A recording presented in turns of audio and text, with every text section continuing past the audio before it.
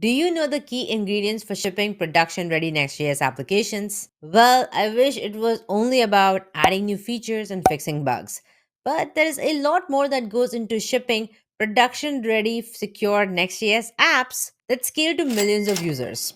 So, in this specific video, I'm going to be breaking down the key essentials for shipping robust, fast, performant Next.js applications and share actionable tips that you can apply in your code base right away and key things that I would highly recommend you implement before you go live to production. On top of this, I will also introduce a tool that will truly help you level up your game and simplify application security in ways you have never seen before. So let's dive in. Thank you, ArcJet, for kindly sponsoring this video. With the lines between client and server components blurring, with server components, server actions, client components, and so on, it is essential for you to prevent your server side code from getting exposed to the client accidentally. And it can happen very easily if you don't implement this specific practice. Now, a way you can prevent that from happening is by using a package called as server only, which you can install from npm. Now, this specific package prevents the sort of unintended client usage of server code so that you don't accidentally expose the code that you don't intend to. So, the code that only is meant for the server and should not get exposed to the client, you can just import server only in that specific file. So, let's take a look at an example. Now, here I have a repo, and this specific page shows two tabs. One is client component, and the other one is server component. Now, client component shows client component, data from API. Server component shows server component, basically. Now, if you go back to client component, this is the page.tsx is what represents what's in the client because this is using a use client directive, which means that this page is a client component. We are only just stringifying the data, and data does in fact come from this specific API, which is get data. So if we take a look at get data, this is a function. Now we are exporting this specific function and it is in fact being used in a client component. If we go to the page which has the server component piece right here, it also uses get data here, which is the same function that we see in our utils file. Now, this function can easily get exposed to the client if we don't prevent it from happening. Now, this can easily get exposed because we want get data in two different places on client component as well as server component file. Now, in order for us to completely prevent this from happening, we can just use a package called as server only. So we can just install server only, and then you can tell Next.js that I only want this specific code to be server code, and you don't want that exposed to the browser. And the minute you do that, if you go to client component, this is the error that we are getting. This is a build time error that we see from Next.js. This immediately prevents this specific code getting exposed directly to the browser. So, this is definitely a very handy package that you can use to prevent this from happening and creating additional security vulnerabilities if only we could rely on TypeScript for data validation and sanitization. This is another best practice that you definitely need to implement before you go to production as you're shipping production ready Next.js applications. Data validation and sanitizations with at runtime is extremely important because you don't want your users to just enter whatever they like and that gets essentially transferred to the server, which could again introduce potential security vulnerabilities. So what you want to do is you want to sanitize your data using a library like Zod that allows gives you TypeScript for schema validation with static type inference. And what this means is you define a schema for your form, and based on that schema, only the users can enter whatever they like, and only the sanitized data will get transferred to your API. This will truly prevent you from shipping really robust production ready apps. So if we take a look at this demo that I have prepped for us, it uses Zod as well as React Hook form. And in this case, on the right hand side is the sanitized data. And if we have any errors, then there is a form. Now I have defined a specific schema for this specific form where the username is going to be between 3 to 20 characters. You need to enter a valid email address. The age can be between 18 to 120. And a short bio will be maximum of 200 characters. If the user is unable to enter any of this information, then in that case, we are going to show an error and the user needs to correct that before the data gets transferred to the server. And please don't be afraid to be strict in this case and create a very strict schema so that you are able to protect yourself against any specific attacks. So, for instance, let's say I'm going to add Kobe Doodle Do, but let's say I don't, I just say COB or CO, for instance. Then it says that the username must be at least 3 characters long, and this is a form message that you see over here as well. Now, only CO is the sanitized data so far, but if I say COB, the form errors are gone. If there are any form errors, we're not submitting to the API at all. The other example is me at kobe.com, but let's say I don't, then it says invalid email address. And again, the message is invalid email address. We can define any of this with Zod. You don't specifically have to use Zod. You could also use any other schema runtime validation library that sanitizes the data as well. The other example is entering your age. It needs to be 18 to 120. If I say 14, you must be at least 18 years old. But because I have not necessarily resolved the previous error, the form errors are basically getting appended, and it's a really long form error now at this point that the user must resolve. Then, whatever bio we need, and so on. Max, it can be whatever characters, and the bio must be at least 2 characters long. So, I can just type whatever I want, and based on that, I can tweak the bio as well. But it should not exceed more than 200 characters. So if you take a look at the code, this is where I have defined the schema, and we have username, email, age, and bio. Now, Z is in fact Zod, for instance, which comes from the import Zod over here. And here we are defining the object, which basically defines the schema that we're looking for. So, for instance, here I'm saying the username is going to be a string with minimum of 3 characters and maximum of 20. If it's not minimum of 3 characters, then the user is going to see the specific error. If it's not a maximum of 20 characters, then the user is going to see this other error. Then, after we transform it, before we send it to the server, we can also run this transform function, which basically transform your data. So let's say if the user has any empty spaces, or we want to just sanitize the data so that proper data gets sent to the server. For instance, I want to lowercase everything. I want to trim the first and last characters as well, and so on. Then we can just run this transform function as well, which also comes from Zod. So Zod does give you a lot. Now, again, this specific tutorial isn't dedicated to Zod, but more so on sanitization and validation at runtime so that only the data that's good gets sent to the server, for instance. And again, this is very important for your security as well as a really best practice for shipping production ready applications. Because if you think about it, a lot of our websites, a lot of our apps do have a lot of forms, and that is the best way for malicious users to attack your site, attack your app, and you can truly prevent that from happening here. Similarly, the same thing with email. And we also have an age, but again, we're defining the type as number. We're defining the type for bio as string, and again, min max values and so on. But not only this, with Zod, you can do a lot more.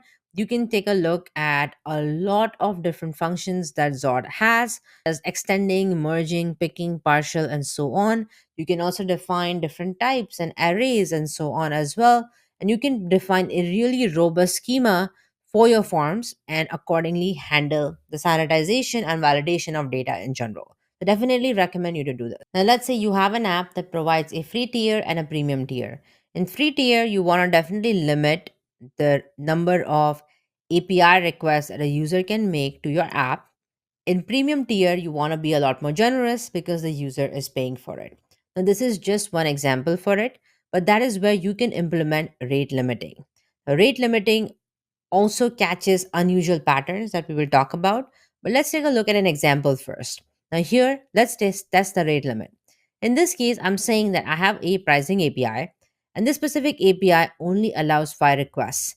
And after the fifth request, the sixth request is going to receive an error that we'll take a look at. So let's take a look at this. So number 3, 4, 5. And now if I do it one more time, it gives me an error saying rate limit exceeded, and I also have to wait another 10 seconds before I can try again. Now, this is a very good example for rate limiting because we want to prevent any abuse to our application. Rate limiting also enables us to catch any unusual patterns as well. So let's say a malicious user can literally just keep refreshing the page and try to really take your server down, or they can write a script to do the same. They can also use AI to basically pose a real threat by writing a script to take your website down. You really don't want any of this. It really makes it difficult for users to prevent this from happening. Now, a way we can implement rate limiting is obviously we can do that by ourselves, but there is a really cool tool called as ArcJet where you can implement rate limiting, email violations, bot detection, and so on. And again, this is a very cool tool that you can use and you can sign up for free where you can easily add rate limiting and not have to worry about malicious users attacking your website and so on. So let's take a look at an example. So if you head over to the docs and go to the rate limiting section and go to quick start, then you will first need to install the package from ArcJet, which is Next.js, which is the framework that we are using, set up a free account, get the key from ArcJet, and then add a rate limit to a route, for instance. And the way we can do that is quite straightforward. So let's take a look at an example here. Let's go to rate limit test, which is the component that we are using. And here we don't need to worry about any of this code because this is mainly just UI. But if we go to API, go to pricing, and go to route, this is where we are truly implementing rate limiting. The way we can implement through ArcJet is by importing ArcJet from arcjet/next and then using the API key that you would set up and then adding any rules that you're looking for. Now, whenever the mode is live, that means this is live, and you can just simply start using it. All this means is that every 10 seconds, two tokens will essentially be added.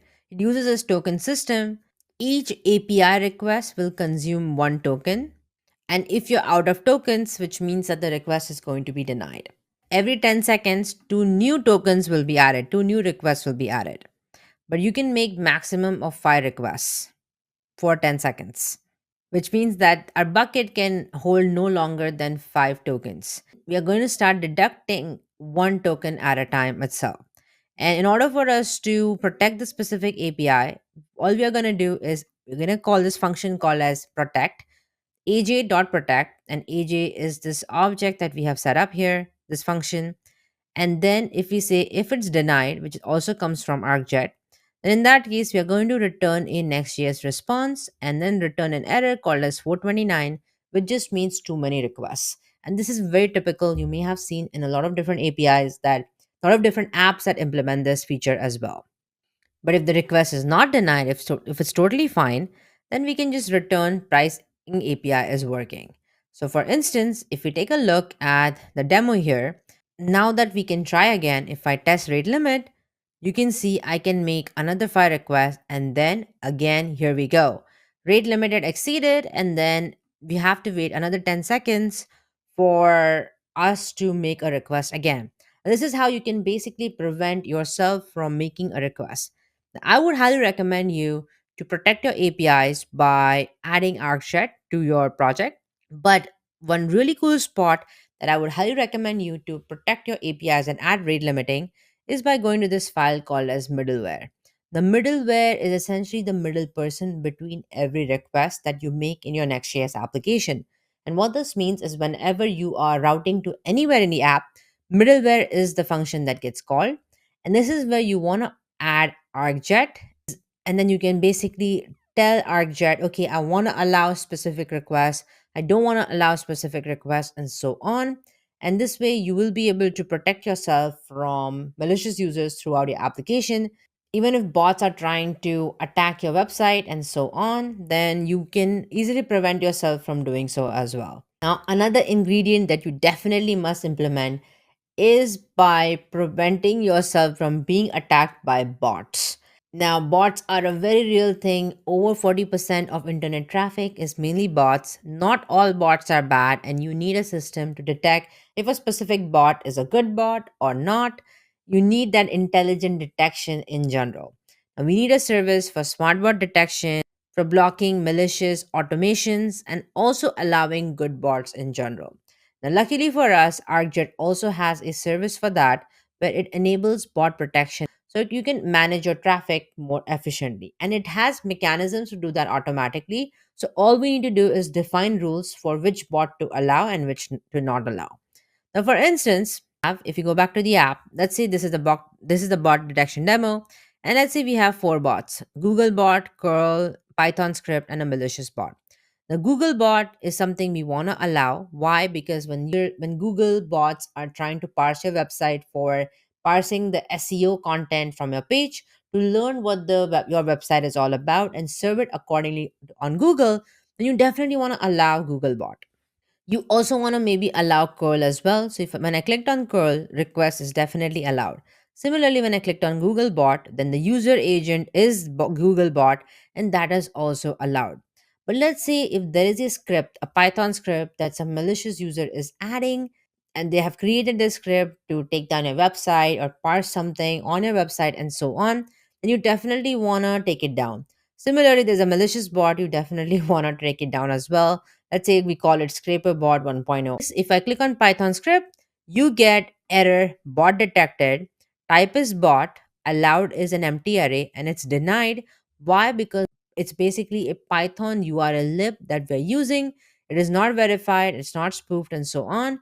But this is a specific bot we want to ignore. Now, all we need to do to implement this is to add specific rules in our app. And the way we can do that, if we go to the API bot test, for instance, which is what we are invoking to show that demo essentially. Here again, we have an object for argjet, and argjet is imported from argjet slash next. And here we have defined the key like we saw, but this is what we really care about. The rules are to detect bot. Now, similarly, if you go to pricing, we added a token bucket here, which basically meant that we are saying how the token system would work with rate limiting. But in this case, we are going to add a detect bot function, which again, the mode is live, which means that it is already alive, it's already active, and this is where we can allow which bots we want to allow and which we don't want to allow. So in this case, as you can see, search engine, monitor, and curl are three things we have allowed. The Google is allowed here, curl is allowed here, Python script isn't, which is why we got this error saying that it's not allowed. So if we want to add additional things, or let's say we want to deny all, then we can also just uncomment that and deny all as well. There are quite a few configurations you can make to accordingly tweak your bot detection. And I highly recommend you to implement this in your application because bots are a real thing. And with AI, it's even easier for anyone to create bots, to create malicious scripts to attack your site. And you really don't want that.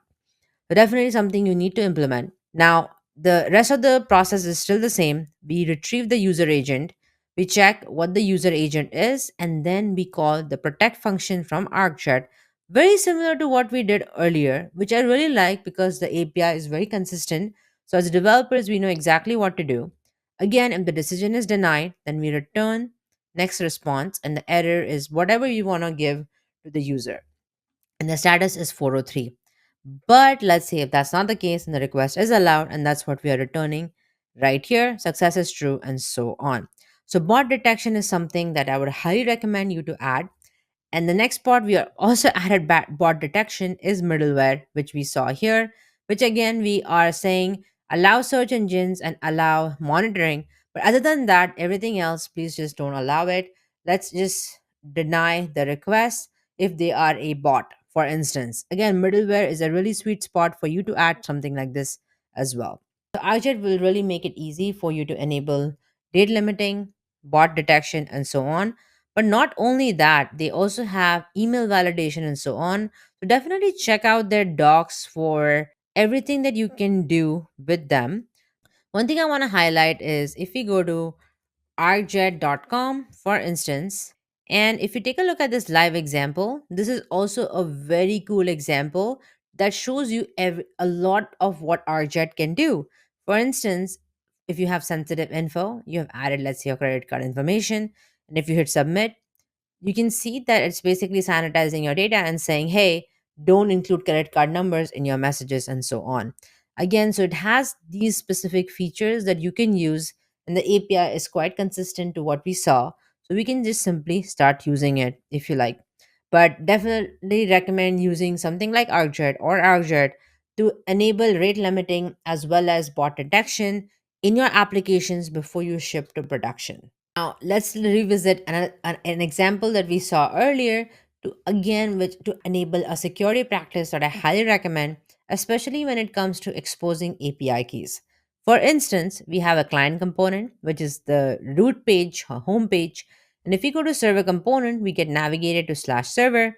And all it's pretty much the same page, except the data changes. We say server component here, and over here we say client component. Now we are on the client component page, and if we go to browser developer tools, head over to sources and go to webpack internal, this truly shows us what gets shipped to the browser from our application. So if we take a look, global.css gets shipped as well as page.tsx. We only have one page.tsx, keep that in mind. Now if I go to server component and let's say we refresh the page, now you can see only global.css gets exposed to the browser. And why? Because it's a server component. And if it's a server component, none of your stuff is going to get exposed to the browser, which is really cool. So what this means is you can truly store your API keys, secure like sensitive data inside of a server component. So for instance, if you go to the server folder and go to page.tsx, over here we have this get data function, and get data function is declared right here. Now if you notice that it uses a API key and it invokes that right here. Now even though we have used an API key here, it will not get exposed to the browser. Why? Because it's a server component. Similarly, if we do the same for a client component, for instance, as you can see here, page.tsx does get exposed to the browser, which means if the client component, which is page.tsx, if it does have any sensitive data, which in this case it does, over here in a use effect, when the component does get mounted, we call a function called as get data, and then we set the data. Now you can see get data is in fact this function. It is a client component because it has a use client directive on top, but we are using an API key here, and this API key does get exposed to the browser. Now, if we run a very quick test wherein we create .n local file right here, and here let's just add next public, and let's just get the API key from here and say dummy API key, and let's just say dummy API key right there. Similarly, for server component, we can do something similar, but we don't need to add next public anymore. We can just say server, for instance. And here we can say client. Now, because this is a client component and we're using next public dummy API key, for instance, if we look for this keyword and if we refresh the page right here, and in page.tsx, if I search for dummy API key, you can see that dummy API key client does get exposed to the browser, which means that we have basically created a security vulnerability.